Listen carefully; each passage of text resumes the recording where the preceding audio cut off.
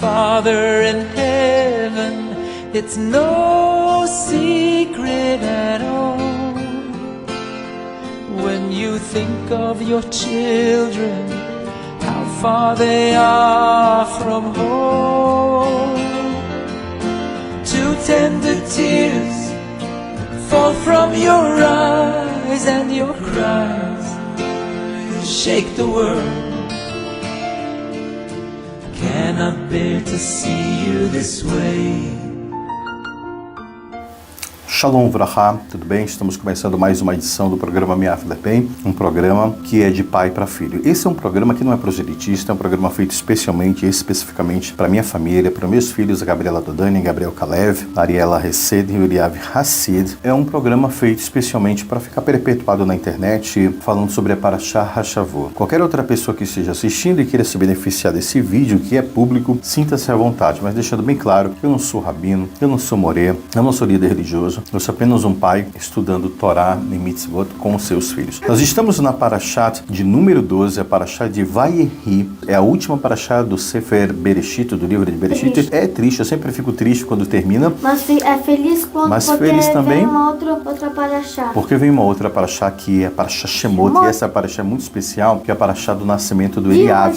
Inclusive, tem esses balões por aqui. O Eliav fez aniversário, 7 aninhos. Então esse vídeo também eu dedico a ele, que fez 7 anos. Ele, nesse Shabat, ele subiu ali a Torá, vestiu a Torá, colocou a coroa da Torá na Torá, então foi algo bem emocionante. Eu também subi ali a Torá em nome dele. Vamos começar agora falando sobre então a Parashá, que está lá no livro de Bereshit, livro de Gênesis, no versículo 28 em diante. E ele começa falando sobre o seguinte: e viveu Yaakov na terra de Mitzrayim, no Egito, 17 anos. E foram os dias de Yaakov, os anos de sua vida, 147 anos. Então uma coisa muito interessante é que Yaakov viveu 147 anos. Alguns outros sábios vão dizer também que esses foram os melhores momentos da vida de Yaakov. Por que o melhor momento da vida de Yaakov? Primeiro, 17 anos, diz que ele passou estudando na tenda de Shem, de Ever, e depois ele teve que fugir. O irmão voltou novamente para Yeshivá, aí ele ficou na casa de Lavan, depois ele teve alguns infortúnios na vida, o Lavan que estava enganando ele, depois ele teve que se preparar para lutar com o irmão, lutou com o anjo, teve o caso de Diná, a venda de Yosef, e que esses 17 anos foram os anos melhores e felizes da vida dele, ok? E chegaram os dias de Israel morrer, e chamou o seu filho Yosef e disse-lhes: põe, rogo, a tua mão debaixo da minha coxa e farás comigo caridade e verdade, e rogo-te, não me sepultes no Egito. Uma coisa muito interessante que a gente pode aprender aqui, nesse vídeo, é que chegaram os dias de Israel. Como assim chegaram os dias de Israel de morrer? Ele sabia que ele iria morrer? Como é que se sabe que ele vai morrer? Ninguém sabe. O Pirkei Avot fala sobre o seguinte, que a gente tem que fazer techuvá, um arrependimento, um dia antes da nossa vida. E aí se pergunta, como é que a gente sabe o dia que a gente vai morrer, para a gente fazer techuvá um dia antes de morrer? E a resposta é justamente essa, de que como a gente não sabe, então a gente tem que fazer techuvá todos os dias. Mas, estudando no Kollel, é muito interessante, o Rabino falou que existe uma parte da alma que ela é vista, a pessoa começa a perder essa essência, essa parte da alma, que é, eles chamam de a imagem de Hashem, e aí se sabe que a pessoa está quase para morrer nesse sentido. Existem outros cabalistas, uma outra explicação que diz que toda vez na Ávida lá, quando você faz a separação do Shabat, você olha as suas mãos no fogo, né, na benção Borei Haesh, e você olha, se a tua sombra estiver um pouco apagada, é porque tem algum problema aí, você tem que se preparar o teu testamento. Enfim, são coisas assim que existem. Mas nesse caso aqui, o Yaakov, o Israel, ele sabia o porquê os dias dele estavam se aproximando para morrer. Porque no caso das pessoas normais que perdem essa imagem de Hashem, é o momento próximo da morte dela, e isso diz que acontece 30 dias antes da morte, alguns outros falam que é 40, 30 dias antes da pessoa morrer, ela começa a sentir realmente que ela vai morrer. Alguns dizem que ele ouve algumas vozes. Como ele consegue sentir? Por exemplo, a minha avó, Dona Odete, dizia que alguns dias antes dela morrer, ela ouvia o marido dela, ela dizia: ah, seu Piedade, ah, seu Pedro Gomes da Piedade, que ela ouvia. Então, disse algumas pessoas: ah, eu ouvi minha irmã, eu vi um parente que já morreu me chamando. Sei lá, as pessoas ouvem. Mas no caso aqui, os nossos sábios dizem, como aprendi no Kollel, que o homem vai perdendo essa imagem de Hashem, essa parte da alma, do Ruach HaKodesh, que Hashem te deu. Nós somos a imagem de Hashem, então existe uma parte vital na nossa alma que a gente vai ficando fraco, vai perdendo. O Yaakov era diferente. O Yaakov soube, não porque ele estava perdendo perdendo essa parte espiritual, mas porque ele estava se aproximando mais de Akadosh Baruch Hu, então por isso que ele sabia que ele iria morrer. Ele pediu para Yosef jurar. Então, o que significa debaixo da coxa? Significa que o Yaakov pediu para que o Yosef jurasse no Brit Milá dele. Por que ele teve que pegar no Brit Milá, debaixo da coxa, representando? Justamente porque a gente só pode jurar em cima de algo que é sagrado. E aí vem o nosso sábio e pergunta, tá, mas por que o Yaakov fez o Yosef jurar? Ele não acreditava, e o Agadá também disse que o Yosef ficou um pouco triste. Poxa, minha palavra não basta, papai, o senhor não acredita em mim? E aí o Yaakov disse não, Israel disse não, eu acredito em você, meu filho, eu sei que você vai cumprir com a sua palavra, meu problema não é você. Estou prevendo aqui, no Ruach HaKodesh, na Shekhinah, de que o faraó não vai deixar você me enterrar lá. E dito e feito, foi isso que mais tarde o faraó não permitiu que sepultasse o pai dele. E aí o que é que aconteceu? O Yosef fala o seguinte, bom, se você não quiser que eu enterre meu pai, quer que eu quebre um juramento que eu fiz pro meu pai? Então eu vou quebrar a promessa com você, eu vou falar pra todo mundo que eu sei hebraico. Que eu sei hebraico, que eu sei uma língua mais do que você, porque a gente sabe que quando Yosef ele se revelou para o faraó, ele estava interpretando os sonhos dele ali, cada pessoa tinha que subir um degrau, que quem sabia uma língua subia um degrau, correto? E o faraó também descia. E aí o que acontece? Contando o Midrash, voltando um pouco mais atrás, o Yosef não sabia as línguas, ele sabia algumas, só não sabia todas. 3. E aí, quando foi na noite antes dele se encontrar para revelar realmente o sonho de faraó, disse o Agadá, o Midrash conta que o anjo Gabriel desceu e ensinou todas as línguas para ele. E quando chegou lá em cima, ele sabia o hebraico, começou a falar com o faraó em hebraico e o faraó disse, vem cá, eu não conheço essa língua. E aí o faraó ficou desesperado e disse, olha, não fala para ninguém que você sabe uma língua além de mim, porque senão ele ia se tornar o rei, ia ficar no lugar do faraó. E ele guardou esse segredo, ele jurou, porque ele sabia mais do que o faraó. E aí ele disse, você não quer deixar enterrar meu pai? Você disse que para eu não cumprir essa minha promessa, então eu não vou cumprir a promessa para você também. E aí o faraó disse, não, fica quieto, ninguém fala mais nisso. Então por isso que o Yaakov, Israel, aqui como ele é chamado, é incrível que ele começa falando sobre Yaakov, depois fala, e chegou o dia de morrer Israel. Muito interessante essa página na Torá, que ele começa primeiro falando de Yaakov, depois ele começa a chamar o Yaakov de Israel, e por isso ele pegou e jurou debaixo do Brit Milá, da coxa dele representando o Brit Milá, e ele falou, não fique triste, meu filho, é porque eu não confio no faraó, e foi isso que aconteceu. Ele falou, quando então eu for sepultado, quando eu morrer, não se sepulte aqui no Egito, mas quando eu dormir com meus pais, eu levará o meu corpo daqui do Egito e me enterrará lá, cultura de Macpelá, aqui em Hebron. E disse, eu farei como disse meu pai, e disse, jura-me, pediu para ele jurar, e ele jurou, e curvou-se Israel sobre a cabeceira da cama. É interessante aqui, porque Yaakov não queria ser enterrado em Mitzrayim, no Egito? 3 opiniões, vamos embora lá. Primeira, Eliav, é aniversário dele. Por causa que, ou senão ele ia ser enterrado, porque ele ia saber, porque quando ia ter as pragas, os piores iam comer todo o corpo dele. E assim, não queria morrer desse jeito. Ele quer se enterrar lá Macpelá. lá na Merat Macpelá. O Eliav respondeu. Primeiro, ele não queria que ele sabia por nevoar, por profecia, pela Shekhinah, que revelou para ele que o terra de Mitzrayim ia passar pelas pragas e os bichos iriam passar por cima. Ele falou, não quero que bicho impuro passe por cima do meu corpo. Primeiro. O segundo, foi porque porque ele sabia que as pessoas fora de Israel, quando chegasse a ressurreição dos mortos, quem estivesse fora de Israel, o corpo ia rolar por todas as partes do corpo e não ia ser muito bom. Quem estivesse em Israel não ia precisar se rolar. E ele também porque ele queria receber Mashiach antes. É por isso que as pessoas nos Estados Unidos, fora de Israel, no Brasil, qualquer outro lugar, os judeus de muito dinheiro, eles fazem questão de pagar muito caro para serem enterrados aqui em Israel e pagam muito caro por uma sepultura, porque existe o costume, como você falou, de que a pessoa que está enterrada aqui em Israel, a metendo na ressurreição dos mortos, essa pessoa vai se ressuscitar primeiro. Quem não está enterrado aqui vai ter que vir rolando por buracos, por cavernas, onde estiver no mundo inteiro para ressuscitar aqui em Israel, em Jerusalém, etc.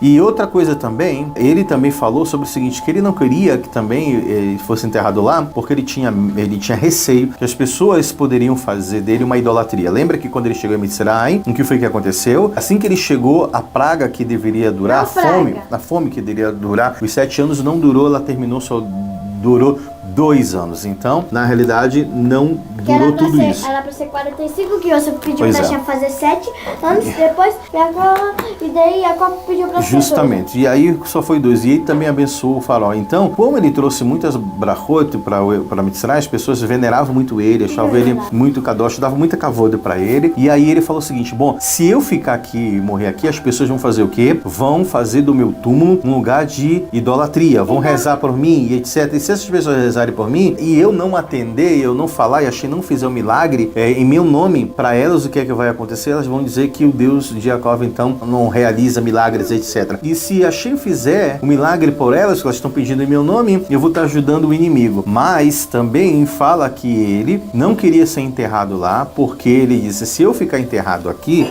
as pessoas, os meus filhos, os meus descendentes, vão achar que essa terra é sagrada, porque o nosso pai quis ser enterrado aqui, e vão achar que aqui é o nosso lugar. Então eu quero ser enterrado em Eretz Israel, por quê? Porque para que meus filhos saibam que aqui não é o nosso lugar. Mitzrayim não é o nosso lugar é em Eretz Israel. Por isso, por todos esses motivos, ele não queria que fosse enterrado em Mitzrayim, mas sim em Canaã. E aqui que é o nosso lugar. E como você falou, ele vai dormir. O que é dormir? Um tzadik, mesmo quando ele morre, o tzadik ele é considerado vivo. Mesmo ele morrendo, sim, porque ele morreu, mas as ações dele, tudo que ele fez de bom, continua vivo até hoje. E diz mais que um rachá, um pecador, até quando ele está vivo, na realidade parece que ele está morto. Como aconteceu, como no caso do pai de Avraham Avinu, que era Tera, que ele ainda disse que ele estava vivo, mas a Torá fala que ele estava morto. Por que ele estava morto? Porque ele não era uma pessoa tão tzadik assim, então os atos dele é como se ele tivesse morto. E o tzadik não, o tzadik, mesmo ele morto, ele ainda está vivo. Vamos agora para o capítulo 48, começa: e foi depois daquelas palavras, e disse a Yosef: eis que teu pai está enfermo, e tomou os seus 2 filhos com ele, Menashe e Efraim,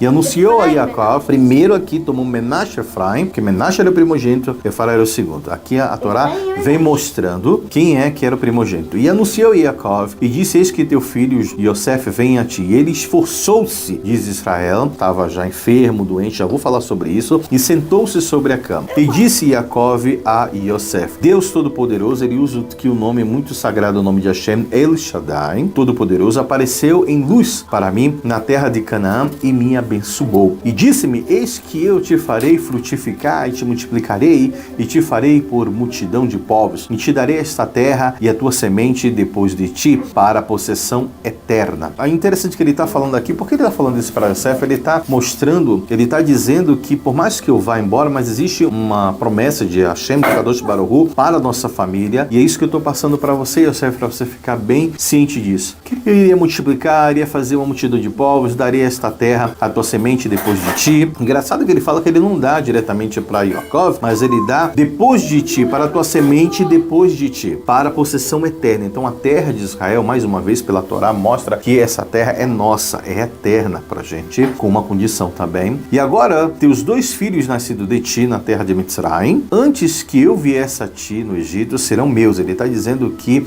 agora ele coloca Efraim na frente, porque Jacob que está falando é Israel, e Menashe. Por que ele está falando? Ele já está dizendo que Efraim vem na frente de Menashe. Ele já colocou ele aqui, antes de fazer a bênção que ele troca as mãos. Então ele fala: Efraim e Menashe serão como Reuven e Shimeon. Eles vão se substituir, esses 2 serão como ele para mim, né? Os 2 primeiros filhos, né? Os que você, Yosef, gerar para ti depois deles são seus, pelo nome de seus irmãos serão chamados em sua herança. O Jacob estava tentando dizer aqui que eles iriam entrar numa categoria que eles iriam representar, faziam parte das 12 tribos de Israel, e eles ficariam no lugar, então, entre aspas, seriam como primogênitos, e seriam chamados a sua herança. E vindo de Padam Aram, começa um novo assunto agora: morreu Rachel na terra de Canaã, num caminho faltando ainda um trecho pequeno até chegar em Efrates, que é justamente próximo, aqui na frente onde a gente mora. Efrates, a gente está vivendo aqui em Israel, vivendo arqueologia, vivendo Torá pura, vivendo a história da Torá. É muito emocionante a gente andar de bicicleta, andar por aqui por Efrates, saber que o patriarca Abraham passou por aqui, que o Yaakov passou por aqui, que a Rachel passou por aqui com dores de parto até ela ter o Benjamim. Felizmente ela morrer em Betlehem e enterrada lá. Então ele tá, por que ele entra nesse assunto agora, dizendo sobre a Rachel? Porque antes de morrer ele achou que talvez Yosef tivesse magoado, achando que estivesse guardando alguma mágoa do pai. Por que o senhor não enterrou minha mãe dignamente? Por que o senhor não levou até Hebron, não enterrou em Macpelá, junto com Sara e Avraham, o Yitzhak e a Rivka? Por que o senhor não fez isso com a minha mãe. Isso Yaakov achava, que Yosef talvez tinha alguma mágoazinha, e realmente tinha um pouquinho lá, diz Agadá. Mas aí o Yaakov vem explicando o porquê. Por isso que ele traz que tua mãe morreu ali na terra de Canaã, a caminho então, em um trecho pequeno. Ele disse, eu poderia levar ela até lá, mas eu não enterrei ela lá, eu tive que enterrá-la no caminho de Efrate, que está em Beit Lehem. Beit, a casa, Lehem do pão, que é Belém, que fica aqui próximo. Agora os árabes moram lá. Eu já tive o prazer de ir lá rezar na tumba de Rachel, um lugar especial. E ele disse, olha, eu enterrei ela aqui porque eu vi através de profecia, Nevoá também, através da Shariná, que me revelou que futuramente o povo de Israel seria escravizado, iria passar por esse mesmo local onde a gente mora, aqui próximo, aqui na frente. Eles seriam escravizados e naquele momento a Rachel iria se levantar para interceder para os nossos filhos. Então, por isso que ela foi enterrada ali, tá? Por providência divina de que no futuro ela iria interceder. O que significa quando diz que ela se levantaram? Tá? Por quê? Porque ela está ali. Os patriarcas, como eu acabei de dizer, eles não morrem, eles estão descansando. Por isso que ele fala dormir, descansar. Quando, na realidade, o povo de Israel estava sendo levado escravo, sem roupa, sendo batido, que passaram todos por aqui para ir para a Babilônia, a Rachel se levantou e começou a rezar, Hashem, por favor, Kadosh Baruch Hu, olha o que você está fazendo com meus filhos. E ela intercedeu e disse que ela era inconsolável, ninguém conseguia consolar ela, que ela chorava. Veio os patriarcas, ninguém. Ela falou para Hashem, Hashem, o Senhor destruiu o Beit HaMikdash. A gente lê isso em 9 de Av, a gente lê isso em 17 de Tevet, no 10 de Tevet, no 17 de Tamuz, nos dias de jejum, e ela fala, o Senhor, Akadosh Baruch Hu, destruiu, está castigando os meus filhos, está mandando eles para o exílio por causa de idolatria, porque eles estavam adorando, botando um Deus falso dentro do Beit HaMikdash. Como o Senhor pode não suportar isso? Porque você não aprende um pouco de mim. Eu trouxe uma rival para dentro da minha casa, que foi a minha própria irmã, rival para dividir o meu esposo com ela. E nem por isso eu fiquei chateada, não briguei. E o Senhor, que é supremo, maravilhoso, grande, com ciúme de uma idolatria que não tem poder nenhum. E Hashem então ouviu e disse, eu vou te consolar, você está certa, eles precisam passar por isso. E aí foi isso que aconteceu. Então por isso que ela... O que significa quando fala que Hashem tem ciúme? Porque Hashem, ele é um pai. Ciúme, Hashem não gosta que a gente sirva outros deuses, dê atenção para outras coisas. Tá, tipo o seguinte, você gostaria que eu desse só atenção para Eliav, não desse para você? Que eu brincasse com o Eliav, ele é uma criança, ele fala, você viu que hoje a gente estava brincando, Eliav, vocês não brincam comigo, não gostam de mim. Tava com ciúme, que achava que só estava brincando com você. Isso é ciúme. E Hashem, mas o ciúme de Hashem, ele arde, porque ele não... Hashem não é que Hashem é como uma criança, alguma coisa, não. É um amor tão grande que Hashem fala, eu quero vocês só para mim. Vocês são meus, vocês são especiais. Eu não quero que vocês fiquem adorando e entregando para outras pessoas essa energia e isso daí. Vocês são meus. Eu e vocês somos um só. Então o que acontece?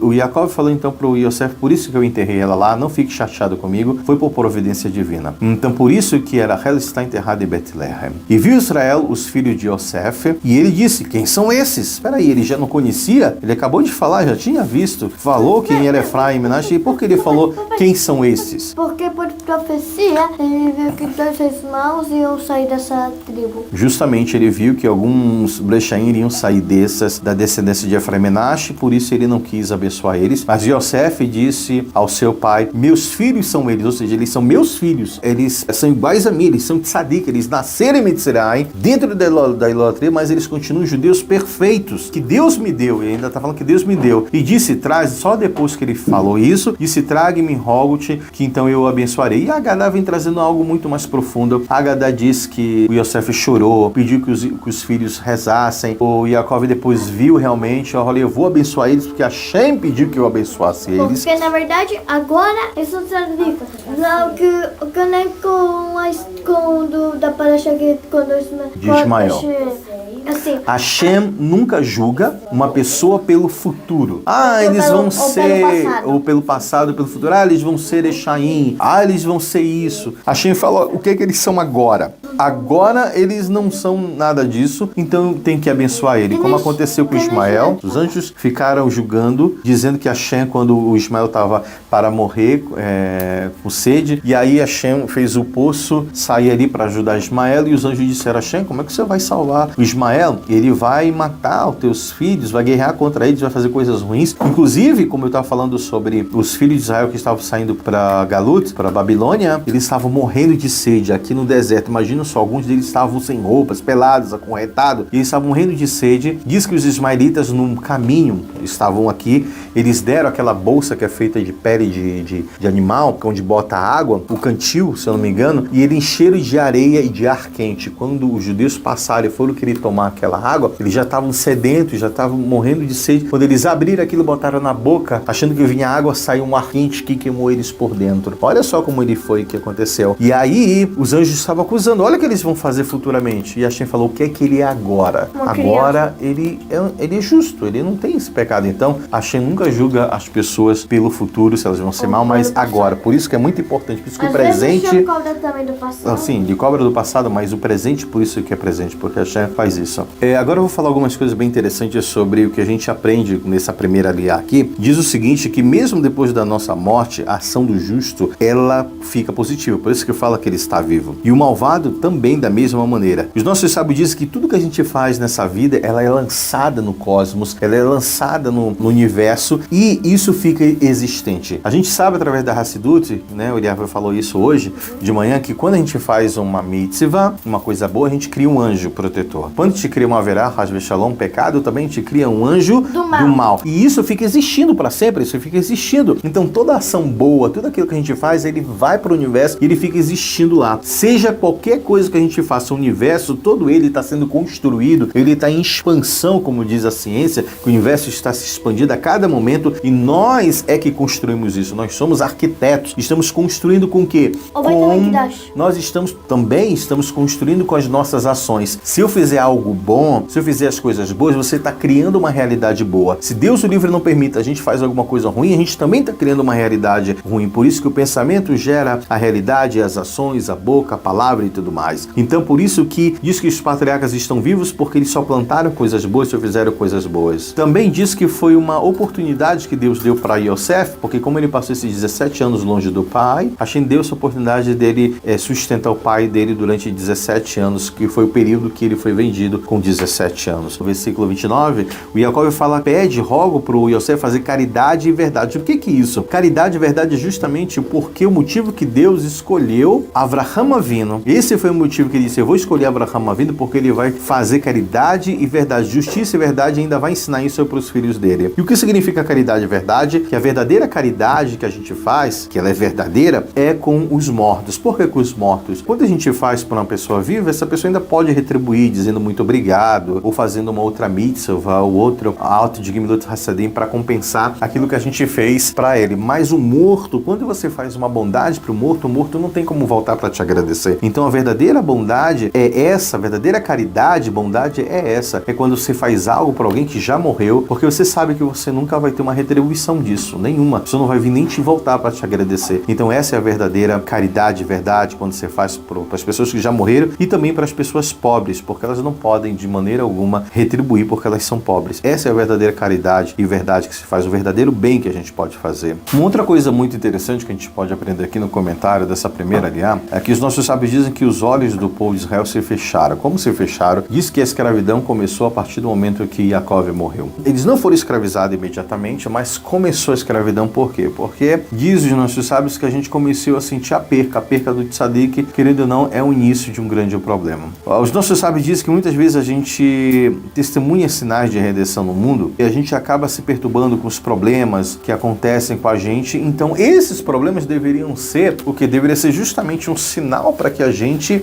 visse que a redenção está chegando, mas muitas vezes a gente acaba fechando os nossos olhos para ver a oportunidade que a gente está nos dando para que essa redenção se aproxime logo. Por exemplo, a gente vê hoje, nós sabemos, muitas pessoas parece que está na moda ser judeu. As pessoas gostam do judaísmo, as pessoas querem estudar Kabbalah, querem estudar Torá, querem saber das verdades e também daquilo que o judaísmo tem para ensinar com relação à ética, à moral. Tudo isso aí são sinais positivos de que a redenção está próxima também, que a gente pode trazer de uma maneira positiva, não ao contrário das pessoas odiando o povo judeu e etc. Porém, o fato doloroso é que o povo judeu considerou tudo isto algo corriqueiro. O dia a dia, isso é normal. Esses milagres que a gente passa, as pessoas acham que isso é normal. Não é normal. Não é normal hoje, nós estamos num ano ainda do 2023, ano 5.784. Não é normal que esta guerra aconteceu justamente em Simchat Torah, no último dia de Sukkot, que a Simchat Torah é uma outra festa, não foi à toa que começou essa guerra, não é à toa, sabe? Tudo isso daí, as pessoas, às vezes, a gente quer normalizar essas coisas, a gente não pode normalizar isso. Tudo isso daí são oportunidades. A gente encerra por aqui e a gente volta no próximo vídeo falando sobre a segunda aliá. Shalom Aleichem, Lehitraot.